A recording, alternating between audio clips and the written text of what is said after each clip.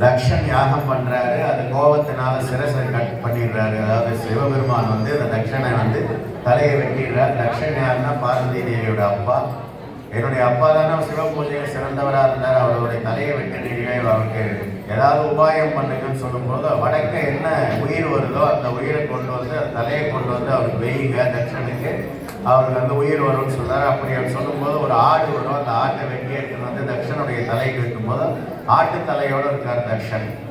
அப்படி சொல்லும்போது அவர் வார்த்தைகள் உயிர் பெற்ற உடனே ஆடு எப்படி கத்தோம், மே மே மேன்னு தான் சொல்லும்.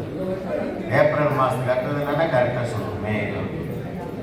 அப்படி அந்த ஆட்டுக்கிட்ட போயிட்டு உனக்கு உயிர் வந்தாச்சு, நீ உன்னுடைய மகளுடைய விருப்பப்படி நீ வாழலாம்னு சொல்லும்போது நான் இனிமேல் என்னுடைய உயிரை வந்து இந்த பூலோகத்தில் இருக்க மக்களுக்காக தான் நான் என்னை செலவிட போகிறேன் அப்படின்னு சொல்லிட்டு சமக்க பிரஸ்னஹா அப்படின்னு சொல்லிட்டு ஒரு மந்திரத்தை ஒரு வேதத்தை சொல்கிறார்.